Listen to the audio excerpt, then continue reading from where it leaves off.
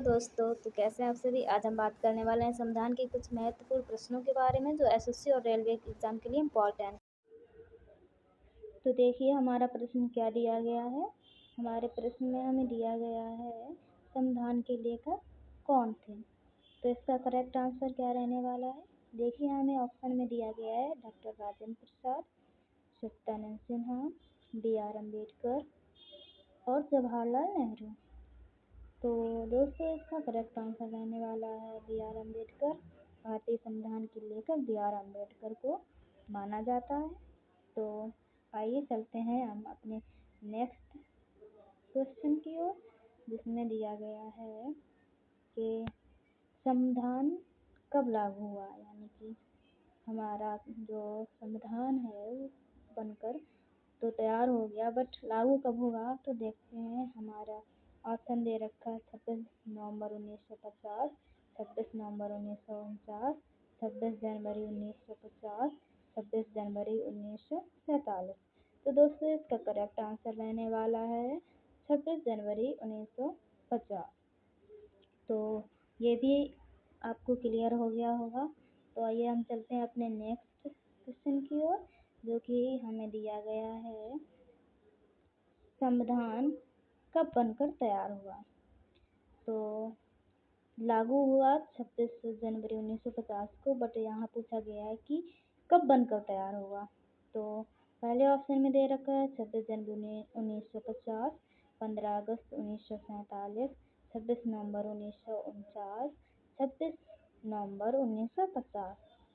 तो इसका correct answer जो रहने वाला है वो है 26 नवंबर 1949। तो ये भी आपको क्लियर हो गया। तो ये भी आपको क्लियर हो गया होगा।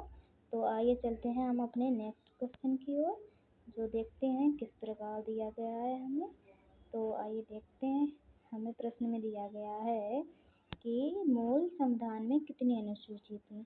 जब हमारा शुरू में कॉन्स्टिट्यूशन बनकर तैयार हुआ था तो उसमें कितनी अनुसूची थी। तो ऑप्शन में दे रखा है 12, 10, 8 और 22।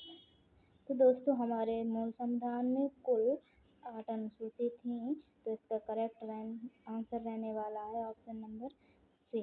तो आइए हम देखते हैं अपने अगले सवाल को। तो अगला प्रश्न जो हमारा रहने वाला है वो हमें इस प्रकार दिया गया है कि वर्तमान में संविधान में कुल कितनी अनुसूची है। तो मूल संविधान में तो 8 अनुसूची थी, पर वर्तमान में आइए देखते हैं। ऑप्शन दिया है 12, 22, 8 और 10। तो मैं आपको बता दूं वर्तमान में हमारे संविधान में कुल 12 अनुसूचियाँ हैं। तो ये भी हमारा आपको सवाल क्लियर हो गया होगा। उसके बाद देखते हैं अगले प्रश्न को, जिसमें दिया है मूल संविधान में कुल कितने भाग थे। तो ऑप्शन दिया है हमारा option A 20, option B 22, option C 25, option D 30।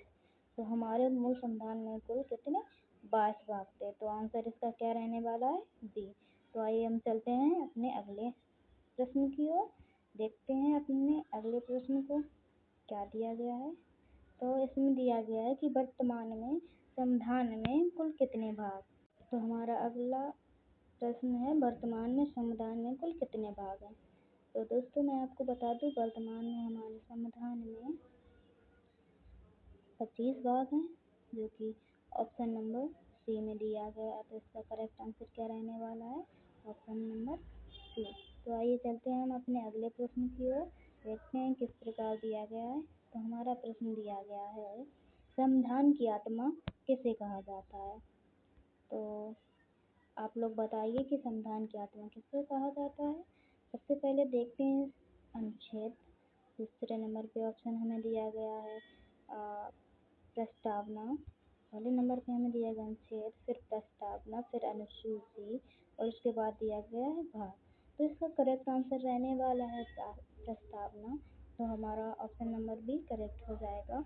उसके बाद हम चलते हैं अपने नेक्स्ट क्वेश्चन की ओर, देखते हैं किस प्रकार दिया गया है। इसमें दिया गया है डॉक्टर भीमराव अम्बेडकर ने संविधान की आत्मा किसे कहा।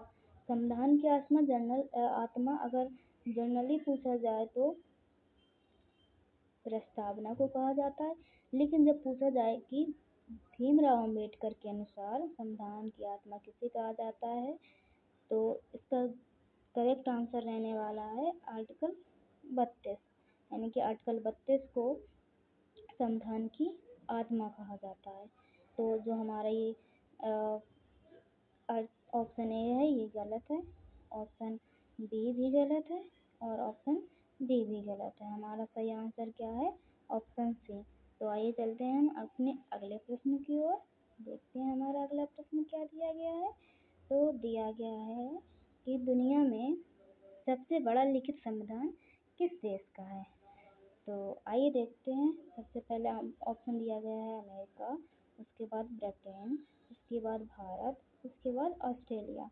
तो दोस्तों मैं आपको बता दूं, दुनिया का सबसे बड़ा लिखित संविधान हमारे देश यानी कि भारत का है। तो इसका करेक्ट आंसर क्या रहने वाला है? Option number C. ओके,